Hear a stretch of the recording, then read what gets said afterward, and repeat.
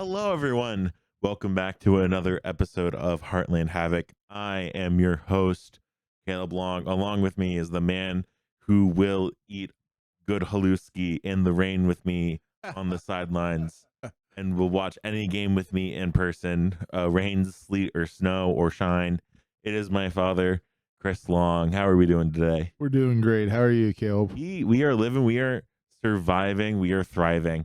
And I got a new phone, so I guess that's big news, I guess ish. I bet you guys don't really care, but we're here to talk about more about the district playoffs, and we're gonna take a look into the first round of the state playoffs. Some very fun matchups, some very interesting matchups for sure for our District 4 champions. But without further ado, we're going to get into this.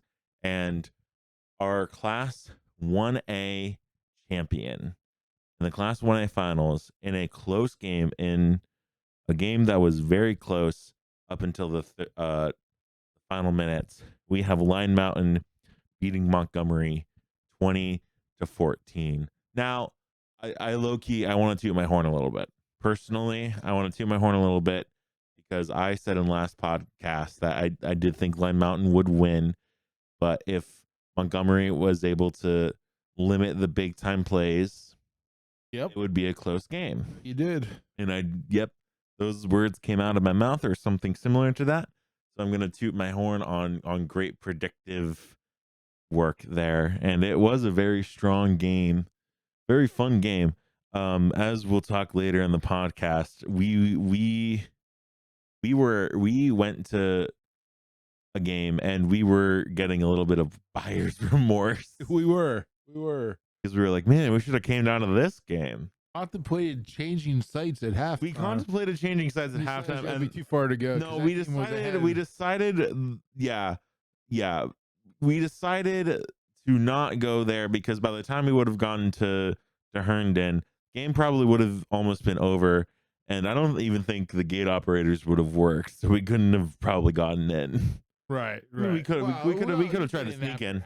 Could have tried to free. Probably could have tried to sneak in or something. Yeah. No, but good win for Line Mountain. I mean, expected win for Line Mountain. They're heading into the state playoffs. And do we have the stats for that game? Yeah, we do. All right, go for it.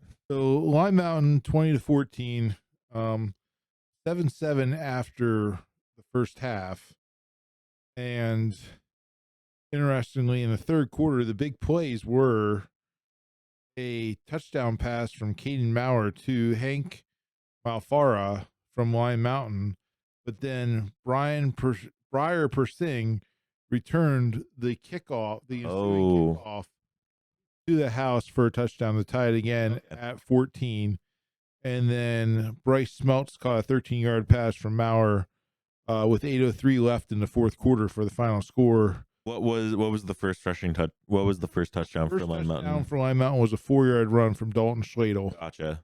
And then the other score from Montgomery, the first score in the second quarter, was a Josh Knoble 22-yard run. All right. Stats in this game: Montgomery's leading rusher looks like it was Knoble with 15 for 68 and a touchdown. Grace Furman 16 for 59 yards rushing. Those were the two leaders. All right. Line Mountain did not have a lot of success on the ground. Ethan Lenker led the way, 10 for 42.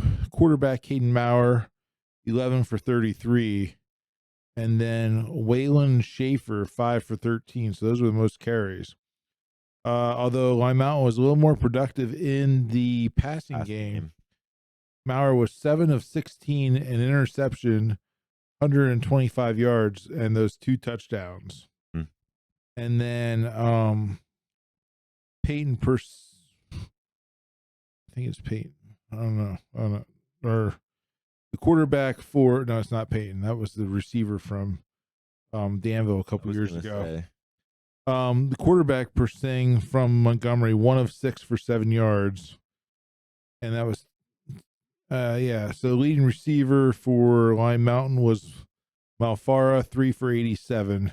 Okay. They limited Schladel 1 for 13. Okay, nice. So nice uh, defensive effort Right. by For both sure. teams there. Not really, I mean, and not many penalties. Only yeah, 45 total yards and penalties. So well played game, I think Mon- defensive effort. Montgomery all season had really solid run defense. Yes, Yeah. yes, So, but Line Mountain is one of those rare breeds of 1A really small schools that can run and pass, because normally a lot of small right. schools will just lean on the run, but they're good run and pass. If one isn't clicking the other one, they'll find a way to get the other one working Absolutely. for them. And I mean, they were able to get the job done. They are, I would say that they're probably one of the top dogs in this tournament. I wouldn't be surprised if people that were in the know for Class 1A would pick them to maybe win the entire thing. But as we look into their matchup, when we get to that point, they have a very interesting, a very fun matchup, I think. Absolutely. When we'll get to that, and we're heading Okay. on up to 2A, and in the semifinals, we have number 1 seed Southern Columbia beating Bloomsburg 41-21. Bloomsburg did put up more of a fight. They allowed less points and they scored more points, but I believe all 21 of Bloomsburg's points did come in the fourth quarter. I mean, Southern Columbia just stepped on the gas right away and just I ran the ball down Bloomsburg's throats. I do think Bloomsburg tried to get a comeback going, but by the time they were able to put up points, it might have been a little too late. And I mean, this is this was definitely an improvement over the regular season for sure. And yeah, Yep. I mean, I'm a little interested to see, because it was raining everywhere. Right, right, right, right. We have not mentioned that it was raining everywhere, so it makes me wonder if things would have played differently. Because I mean, Wyatt Brocious is a good passer and stuff like that, so maybe it would have played differently. I don't know. I still think Southern Columbia would have won. Mm-hmm. Maybe it would have been closer. I don't know. I think it was Southern's run defense only allowing is the rushing game here. Southern's run defense only allowing 47 yards rushing, and they ran for 253 total yards. Southern did. That's crazy. So Outrushed Bloomsburg by over 200 yards. yeah, so Absolutely diabolical. really a swing there. And you're right, Caleb. Bloomsburg scored all 3 touchdowns in the fourth quarter. Yeah, I remember seeing that. Yeah, so passing wise, Brocious that you mentioned had 17 of 31. Okay. An INT, 221 yards and 3 touchdowns. I mean, a lot better than Although regular season. Hockenbrock, very efficient for Southern. Okay. 6 out of 10, 146 yards and a touchdown. I was gonna say, I think last week he only had one incompletion. Yeah, so Last week, if I remember correctly. so he's really getting that passing game going in the air there. Late in the season here. That's kind of creating a more balanced attack, which is what they need heading into the state playoffs. Mm-hmm. Leading rusher was Wyatt Brocious for Bloomsburg, 16 carries, 37 yards. So I'm sure there's some sacks involved in those numbers. Sure. Because of that. Yeah. So, and then you have Southern's leading rusher, Grady Garcia, 14 for 134. Solid game. 3 touchdowns. Very solid game. Jonathan Taylor-esque. As you would know from your fantasy team. I would know. Braden Andrews, 7 for 59. He was the second leading rusher. And then you had Joey Williams, 8 for 45. Alrighty. Hockenbrock, we mentioned his stats. Leading receivers for Bloomsburg. Jahir Moore Stewart had 5 for 107. Serrano, I get his first name here. Julius Serrano had 5 for 56, a touchdown, and Crew Whedon had 5 for 48 touchdown. Now, interestingly, their leading receiver, Jack Catullus, only 1 of 3 in a touchdown. So Southern obviously clamped up on him. Yeah, tried to make them throw to anyone else other than Catullus. Big yardage plays here in the Southern receiving yards. If you look at the averages, Nate Gallagher, 2 for 62. Whoa. Blaze Kissinger, 1 for 42, and Andrews 1 for 37 and a touchdown. All So right. you see the probably some play action deep shots Hmm. going on there. I'm gonna assume Definitely, without I'm watching the definitely game. envisioning some heavy play action to the right and then throw to the left and stuff like that. Get all of the defenders up in one, get all of them going one way and then just chuck it the other way. I'm sure that's just how Coach Roth operates over there. Right, right.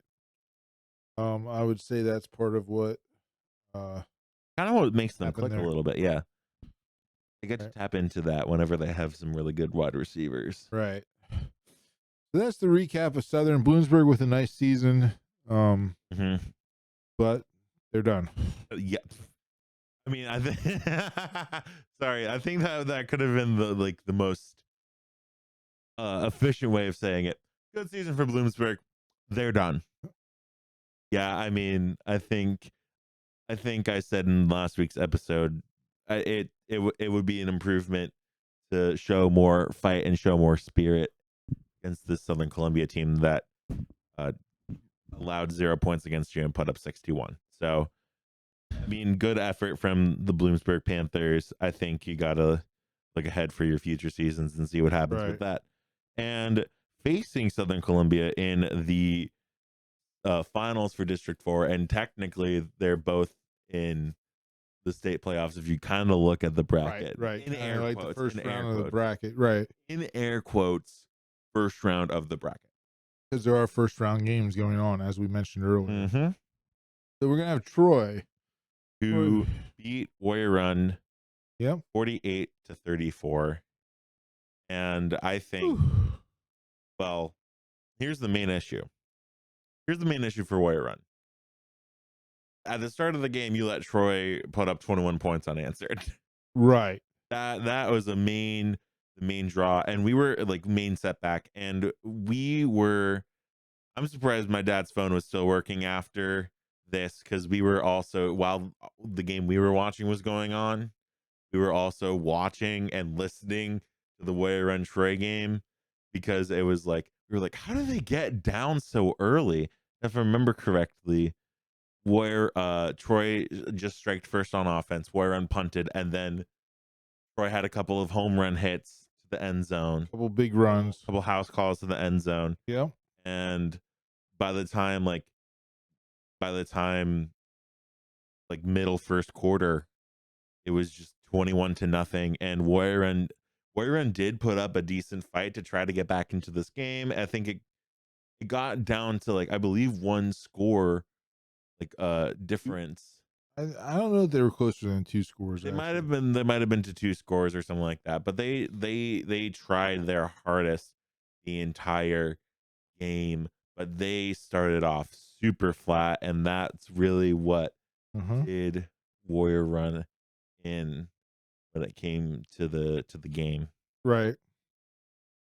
So looking at these stats, as you said, you had Troy coming out big with a 7-yard run, but then they got a 54-yard run from Mm. quarterback Mason Smith, and then a 39-yard run um, from Brendan Gilliard, the running back. And so that put them up, and then Gilliard had scored first from a 7-yard carry. So that put them up 21-0.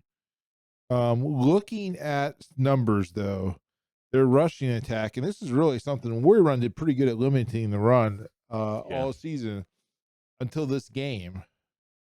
Troy totaled 40 carries for 464 yards rushing. that's absolutely crazy. That's over 10 yards per carry just every time. Right. They're getting a first down every time they're So running the ball. you want to talk about John Taylor or John Taylor, Jonathan Taylor Jonte, type numbers. Jonathan Taylor. Yeah, Brendan Gilliand 21 for 323 and 5 scores that is to lead Troy. absolutely incredible. 5 touchdowns. And yeah, I can't remember a lot of other games like or stat Yeah. lines like that Yeah. in my lifetime. Right. That's diabolical. Um, and then you had quarterback Mason Smith 8 for 103 and Right. a touchdown. He did good as well. Kale Milliard 10 for 39. So there's their rushing numbers right there. Three backs. Warrior Run had Denon Beachel 16 for 102 and a touchdown. James Kiefer, the quarterback, 9 for 55, and Ty Ulrich 8 for 23 running. Passing wise, Troy Smith for Troy, ironically. Or for Troy, never mind. Mason Smith for Troy. 2 of 3 for 53 yards and a touchdown. James Kiefer 17 of 31, 278 and 4 scores. And it looks like they threw a halfback or a wildcat pass with Ty Ulrich 1 of 1 for 14 yards. Leading receiver for Troy, Evan Allen, with 1 catch for 37 yards. Yeah, I mean, Troy just pounds the rock. And then you had Cohen Zekman with a big night receiving in his last game at Warrior Run. 9 for 194, 2 scores. Yeah. And he ended up with 14 touchdowns on the season. That is setting a single season receiving touchdown record. I was just about to ask that. At Warrior Run. Who had it before? It does not say who had it before. I would guess. I was gonna say it was Riley Daubert. Riley Daubert or Sam Hall. Yeah, that was gonna be my two guesses. I'm not sure how many Daubert. I'm not sure how many he had his senior year. And it doesn't matter. He had some rushing touchdowns. Yeah, so. That's true. Anyhow, that's what it looks like as far as the stats go. With that game, I mean, you can go through scoring. Just a lot of Gilliard. Gilliard also had a 95-yard house call. I didn't see that on any highlights, but that's a huge run. Oh no, absolutely crazy. I mean, yeah. I mean, Troy is a very big home run hit team. Big plays. Once they're able to get into the secondary. I mean, like I mean, get past the linebackers, and they're more than likely just going to take it to the house, no matter what.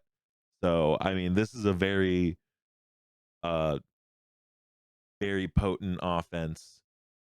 They could, I mean, literally, they could probably score a 99-yard rushing touchdown. Like I think that's not. I don't know if that's exaggeration or not, but I think scored on 95. I mean, I'm sure he would have gotten in at 4 more yards. Yeah. Zekman did have a 74-yard catch. It was one of his catches, so that was a big play for Zekman. But Warrior Run, most wins in school history, 10-2 record in a season with 10 wins, 10-2 record. Very nice season for the Defenders. However, they are also had to exit the playoffs in the semifinal round of District 4. Yeah. Tough District 4. This sets up the real interesting matchup with Troy and Southern. Yes, this was a very top-heavy District 4, I feel. Yeah. Right, AA bracket, yep. Yeah, AA bracket. And I think also what it really came down to is Troy's experience. Recent deep playoff run experience really helped them out here. Yep. I guess compared to, I mean, Warrior Run has had some like good playoff experience, not to the level that Troy had, and I think that's what helped out them. Defending state champion, they're not ready to give up the title yet. Oh no, yeah, don't lose in the district playoffs. They're not ready to give up the title, so yeah, no, they're gonna fight it, kicking and screaming. All right, we're gonna move on to 3A, and we got a bit of, I mean, I guess a predictable result. I guess you could say. Mifflinburg did end up beating Montoursville 35-12. Yeah, better showing for Montoursville because they got shut out by Mifflinburg in the regular season. So, yep. I mean, better result, but not. I mean, you hope after the Mount Carmel shootout that you would get away with a win here, and that's not really what happened. Yeah. And I mean, I think it was a very good game for Mifflinburg, passing and rushing. Yeah, it was. So on this night, you had Mifflinburg jumping out to the lead on a 70-yard pass from Chad Martin to Landon Murray. And then on Montoursville came back with a 48-yard pass caught by Jay Houseneck from Elijah Eck, but they missed the extra point. So Mifflinburg led 7-6 early in the second quarter. 2 Martin runs rounded out the second quarter scoring for Mifflinburg having a 21-6 halftime lead. Then probably the punch that probably took all the air out of it was a Jackson Moore 34-yard interception, pick six. Oof. He jumped a slant or a hitch route on the outside and took it back to the house for Mifflinburg to put them up at that point 28-6. Then another Martin short run of 1 yard. And then the last score was a Kingston Fisher 5-yard pass from Elijah Eck by Montoursville with 3:31 left in the fourth, but the game was under control then, 35-12. They went for 2, and that was not successful. Montoursville, who was run heavy, this Mifflinburg defense has been tough all year. Montoursville held to 88 yards rushing on 28 attempts Friday night. Nice. Christian Banks 16 for 53. Eck, the quarterback, 9 for 36. It does look like they did not have one of their other backs. They had kind of a two-headed system there, and I don't see his name listed as one of the guys who carried the ball at all. Gotcha. For Mifflinburg, Chad Martin actually led the way, 13 for 67 from his quarterback position. Landon Moser, 10 for 39. Seth Hartman, 7 for 36. And Hartman's a kid who's been getting more and more carries as the season wears on here. Kind of coming into his own. Coach Botts maybe feeling a little more comfortable giving him the rock a little bit. Elijah Eck, passing wise, 10 of 20. 3 interceptions, 155 yards, 2 touchdowns. Now, Eck is young. Right. So I would expect better things from him going forward. I'm sure Montoursville will take this and learn from it. Right. Chad Martin, the senior, 8 of 13, an interception, 156 yards, and that touchdown to Murray. JP Marr, also passing wise, 2 of 2 for 14 yards for Mifflinburg. Murray led the way receiving for Mifflinburg, 6 for 138. And then several other receivers caught one pass. In Hartman, 1 for 13. Luke Brubaker, the tight end, I believe he's a tight end, 1 for 10. Cole Reeveson, 1 for 7. Jackson Griffith, 1 for 2. Houseneck led the way from Montoursville, 2 for 78. Mm-hmm. Kane Moore, 3 for 32. Banks, the running back, 3 for 29. Jones, 1 for 11, and Fisher, who I believe is the tight end, 1 for 5 and a touchdown. So you see Mifflinburg winning the district championship. Now, there's been this is their first solo district championship. Okay. Won outright. I was doing trying to find out what happened in 2002 because they say that was before it existed. Yes, it was. Yeah, so 2002, there was not an outright District 4 champion. District 4 played a sub-regional with District 11, I believe. Yeah, so it was really a weird state playoff setup. So there was like 2 teams from District 4 and 2 from District 11 in the playoffs. And as I understand, or maybe there was 8 even, but Shamokin and Mifflinburg lost at the same point, I believe is how the story went. But they never played each other to see who was the outright district champion. So they were like, so they were like co-champions. So, but there was never actually a game played between them to determine the champion of District 4. So that is why I was like, what happened? Like I asked people at work, like what's because they know the lore. Yeah, because it didn't quite make sense to me as to what was going on.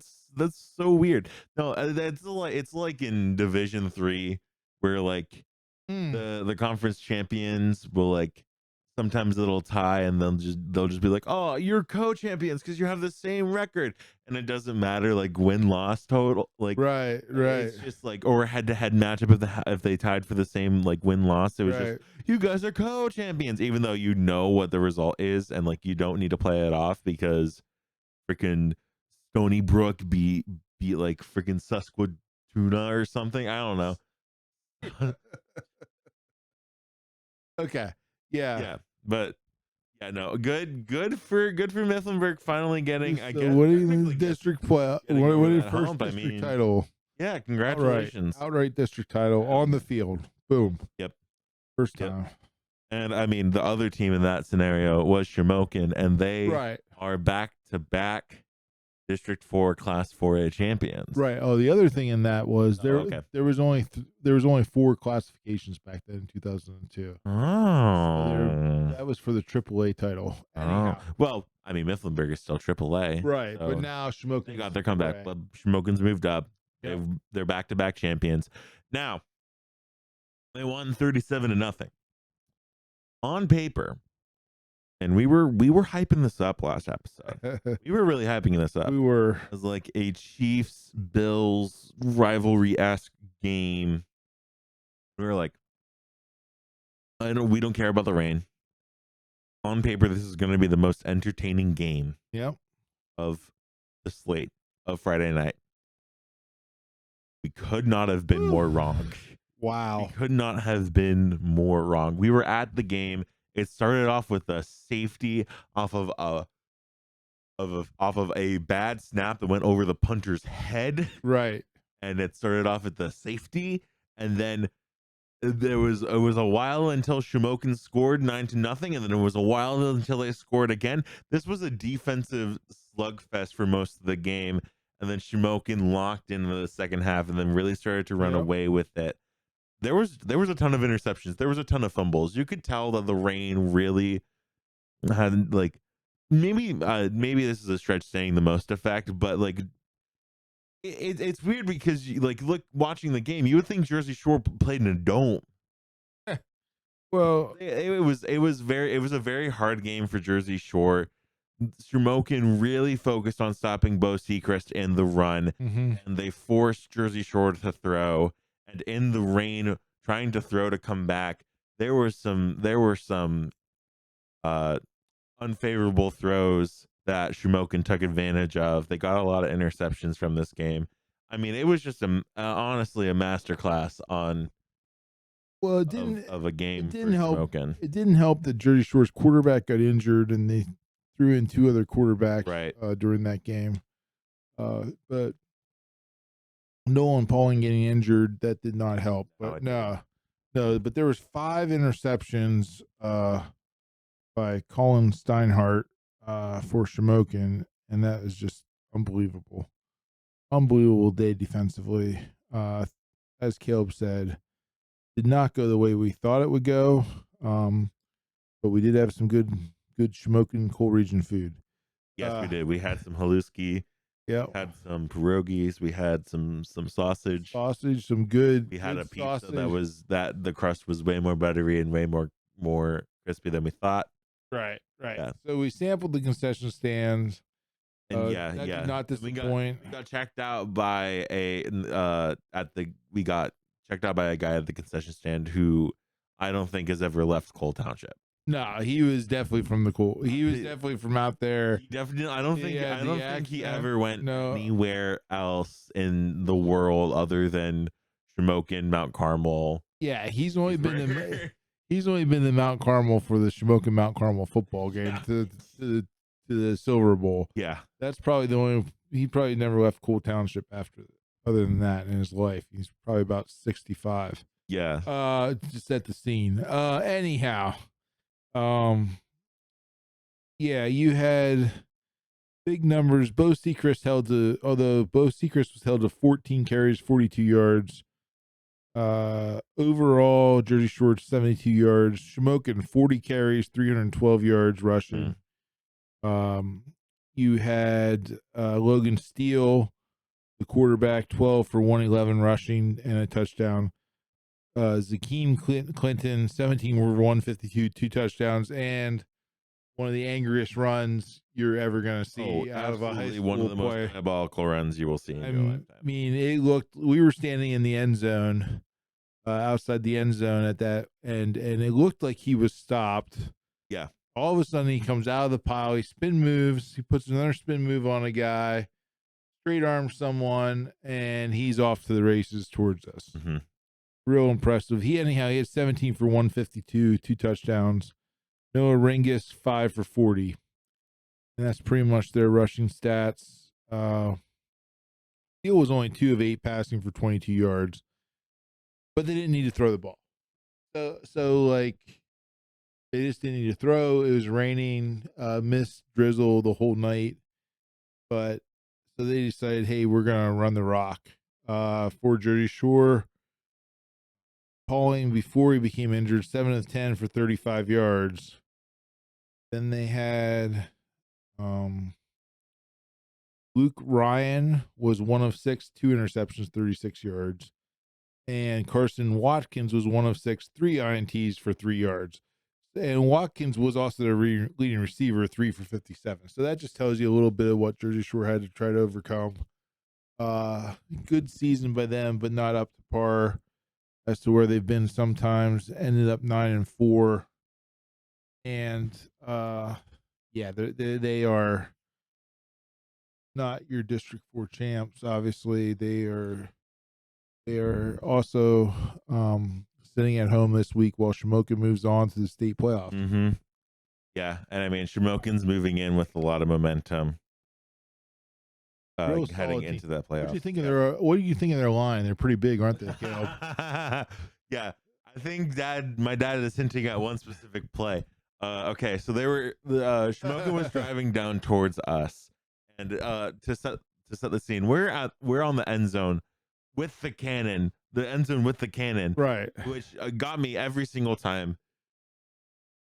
Even though I knew there was a cannon there, it still got me. But their big number 57, their big center, Isaac Glover, and he was they were in the red zone, and the linebacker number 0 for Jersey Shore, yeah, he creeps up, goes into a 4-point stance, and I saw that, and I go, this guy is about to absolutely get bodied, and then number 57 for Shamokin, he just clubs him. He just clubs him out of the way. 0 falls to the ground. Yeah. And then 57 just does his own business and climbs to the next level. Climbs to the next linebacker. And it didn't even like stop him at all. He just went poof, and then kept on moving. And I know we don't have a camera, so you did not see what motion I made. He just really smacked him into like another county, like in another state. He smacked him into Snyder County. That's what happened there. Yeah, it was Shamokin into Snyder County, into the Selinsgrove Seals Stadium. Like that's what happened. He had to run home. Like he had to run back to the stadium in order to get back into the game. Play. Yeah, exactly. Yeah. As they say, he threw him out of the club. Yeah, for real. I mean, it was impressive. It was very impressive. That's the way to down block. I think Coach Mark Burrows is teaching that out there at Shamokin, how to down block. They're teaching them right. They're teaching them kids right down in Cole Township. I can hear Burrows coaching them up now. All right. But anyhow, technically we're now into the first round of the state playoffs. And we have Line Mountain taking on Lackawanna Trail. This game will take place Saturday at 1:00 at Kemp Memorial Stadium in Shamokin. So that's the scene if you want to go. Lackawanna Trail has been 11-1 the entire season. Their only loss coming to Berwick in week 3, 33-12.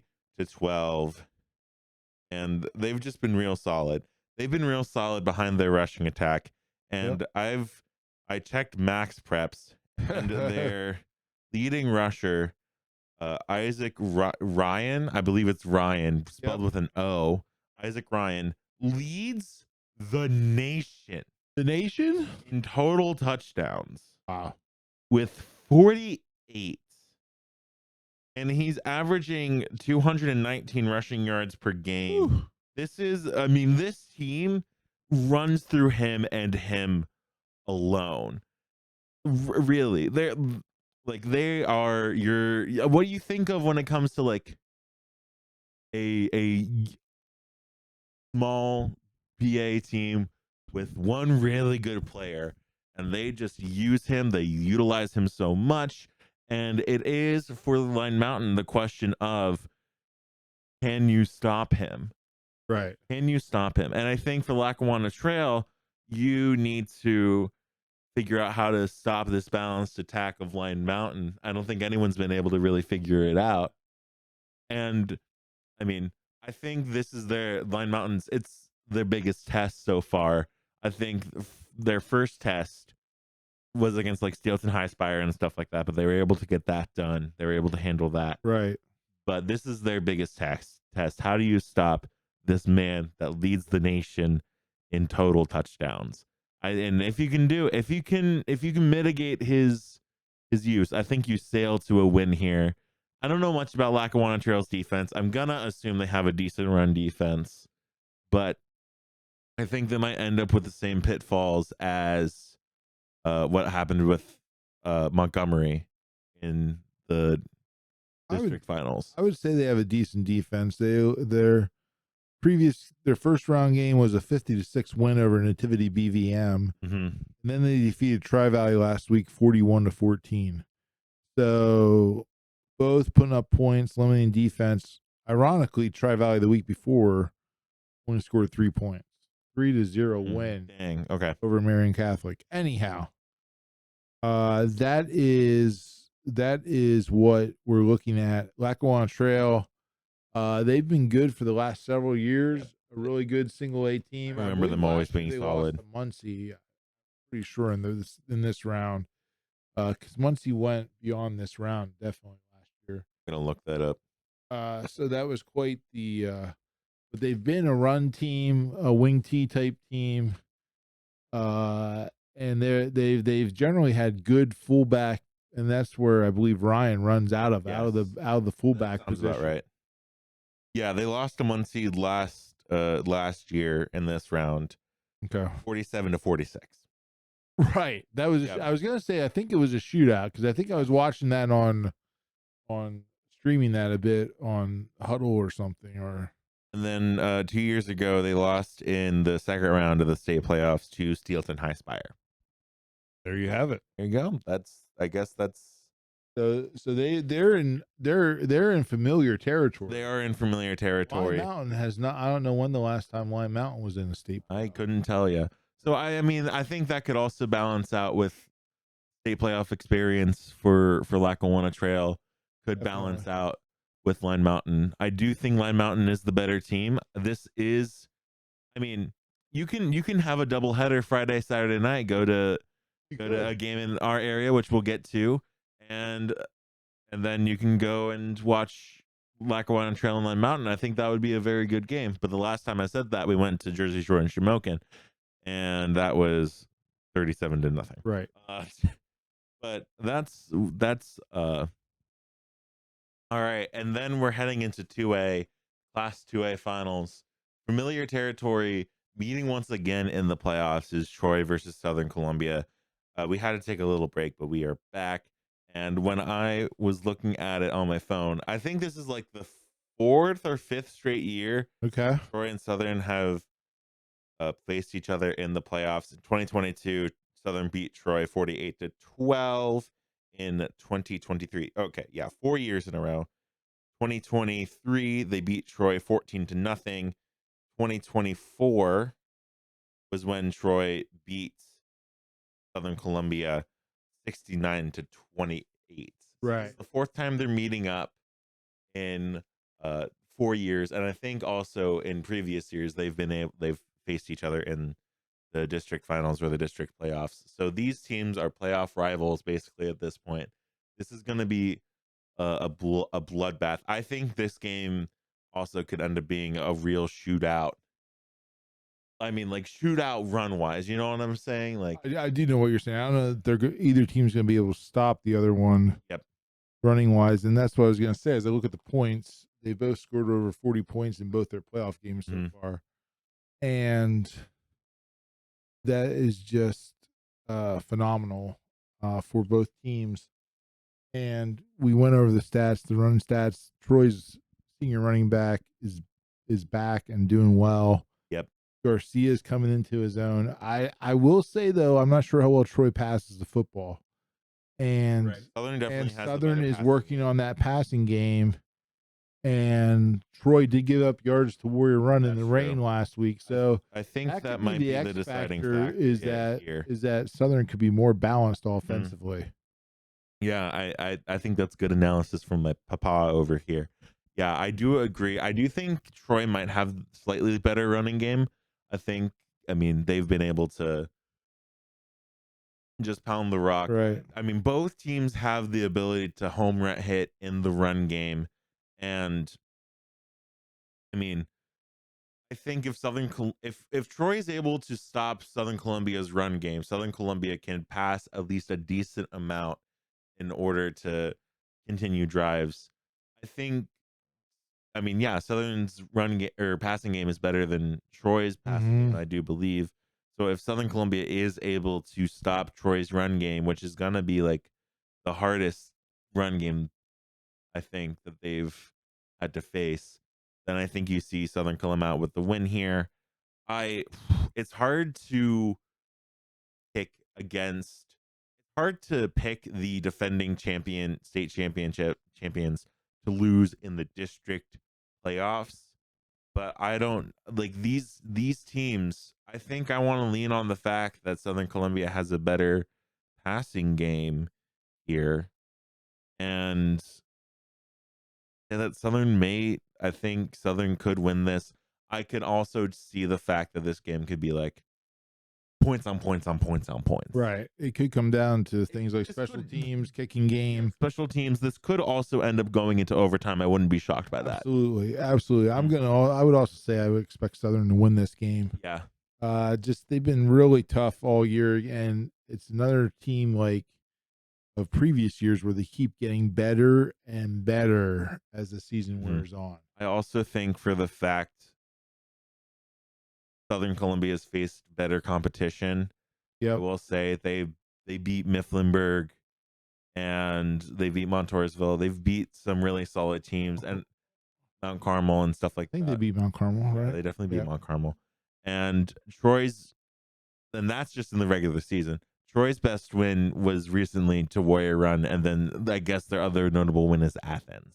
Right. But yeah, give me Southern Columbia to move on to the state dance.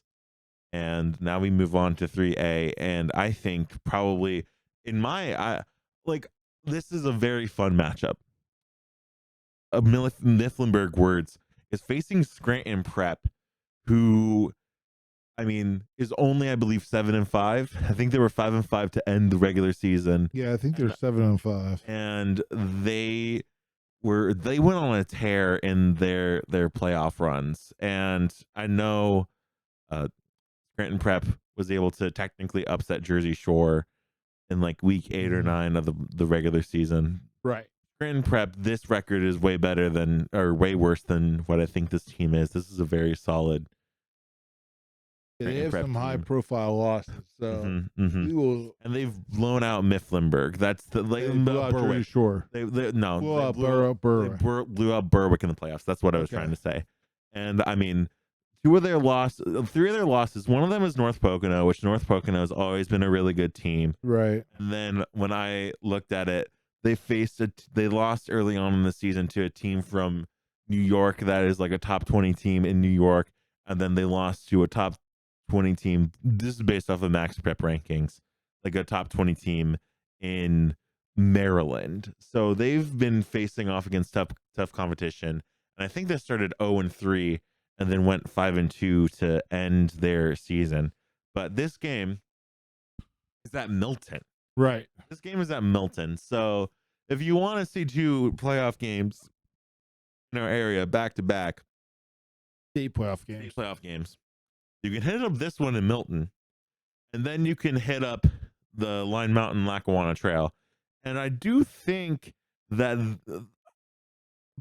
like part of technically this is a neutral site, right? Yes. But Milton this is gonna feel closer to a home game for Mifflinburg than it is going for a home game for or Scranton Prep, I guess you could say. Definitely will be. And I Definitely. think that's part of a factor here. And I mean, I mean, Mifflinburg is familiar with the stadium. They played right, there. They'll just be in the opposite locker room, I'm assuming. right. But they are right. This sets up well for them as far as travel wise goes. A lot closer game, not a major travel thing. They don't have to get out of a major routine. Right.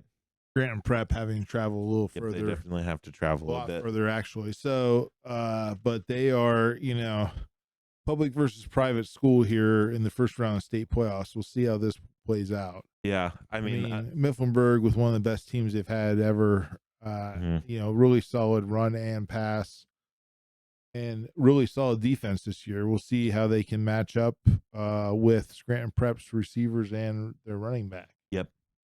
We'll see what. Their quarterback is also mobile for Scranton. Yes. Okay. Yeah. I think this is a very complete team for Scranton Prep. We'll see what happens with them. Their competition they've played has been a really tough competition, and that's also not. I'm not going to try to discount Mifflinburg's competition because Hollidaysburg is one of the best teams in the state.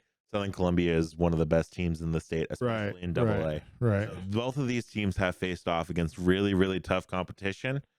So we'll see who comes out on top. See who comes out on top. This could be a slugfest. Definitely could be. All those slugs are dancing. We're moving on to 4A. We have Shamokin versus Bellefonte. Undefeated Shamokin versus 6-6 Bellefonte.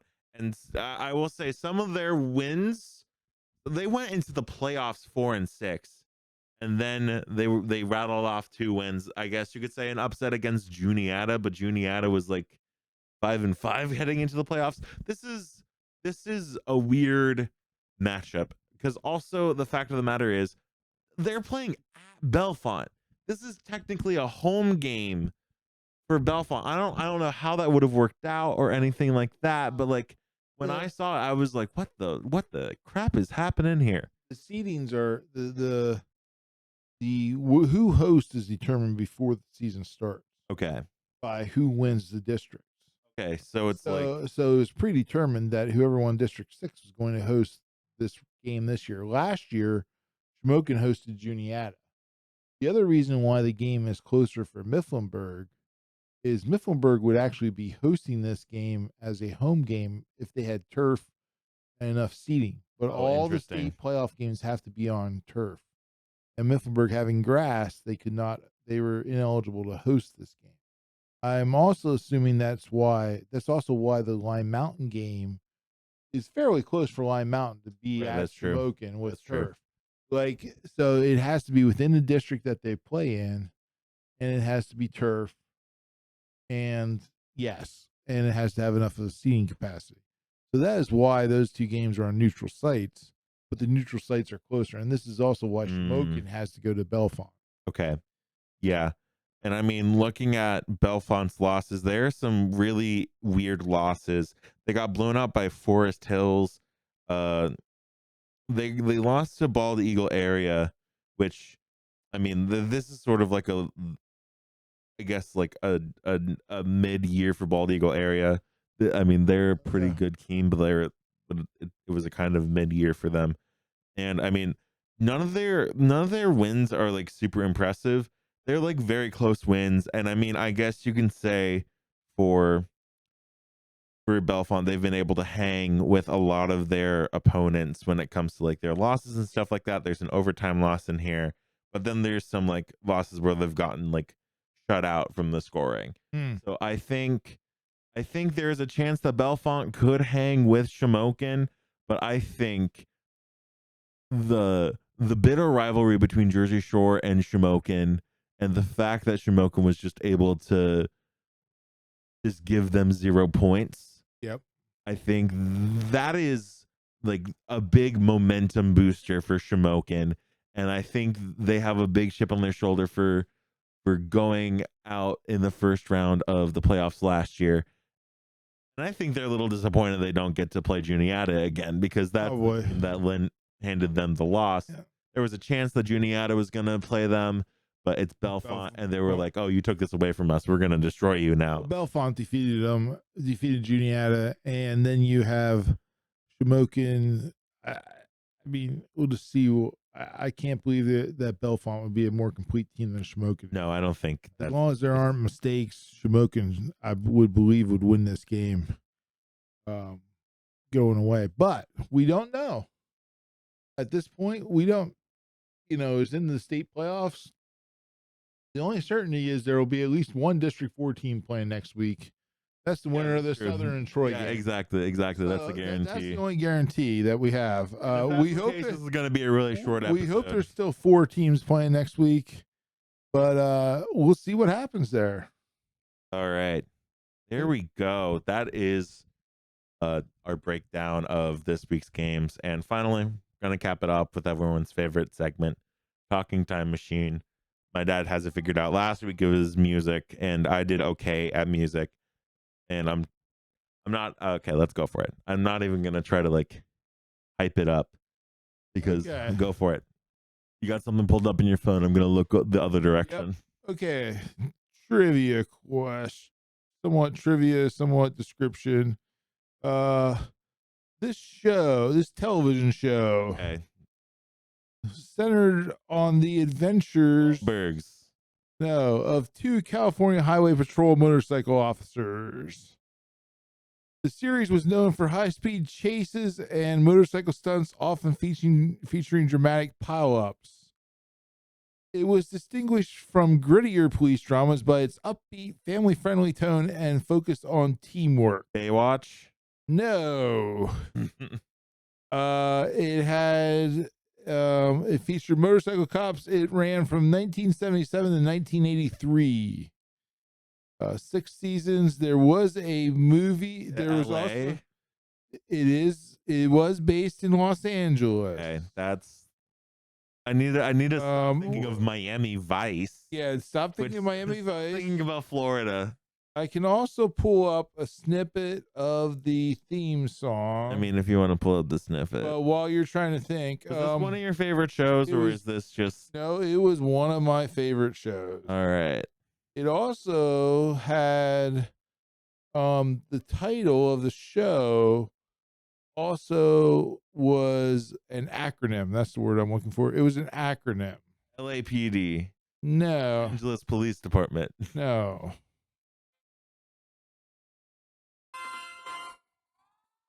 Wait. Okay. Bro, why am I blanking on this? This is such a hard blank. Didn't we watch this at the beach? Did we watch this at the beach? We may have watched this at There's a chance that we watched this at the beach. I have the DVD set. Okay, cool. Let me scour around the house for the DVD set. That's gonna be fun with this setup. Come on, man. I know this is. It featured. Yeah, give me some of the actors. Can you give me some of the actors? The actors was Eric Estrada as Frank Poncherello. Larry Wilcox as John Baker. They were the featured lead actors as the motorcycle cops. Oh wait, wait.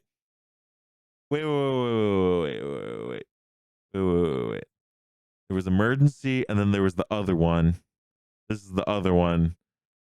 Isn't it called like Chips or something? It is Chips. There you go. We got there. CHP, California Highway Patrol. Yes. Okay. Yeah. There we go. Yep. Okay. There you go. A little talking. That would have been that time machine. I almost fumbled the bag there. You almost did, dude. I have watched it because I was like listening to that theme song, and I'm like, isn't this the Emergency theme song? And then I'm like, this is Emergency. And then I'm like, wait, no, there was another one. There was a different one. It was the same vibe. And was it produced by the same person? No, it was not produced by the same person. Because I remember the intro basically being the same thing. I basically remember that being the same thing. They were very much. I was able to connect the dots. I remembered we would watch Emergency, and then once Emergency was done, we would watch Chips. I don't remember any of the plot points or stuff like that. Oh, we'll have to review them. Okay, yeah, sure. Welcome to our off season. Our off season is our. We get ready for Heartland Havoc reacts to to old 80s shows. That honestly could be pretty fun, but like Could be fun. we'll Maybe stream it on every Twitch. now and then. We'll get a Twitch, we'll stream it. Yeah, maybe yeah. every now and then we'll do that. Yeah, for sure. Get a Twitch account and start streaming. Yeah. Okay. All right, there we go. Hey, get out there and watch some football. Get out there, watch some football. I work Friday night, but there's a chance that I will sneak in during halftime of the Mifflinburg Scranton prep game and meet my father there. One more thing. Go Birds. Go Birds. All right. Have a good night, everybody.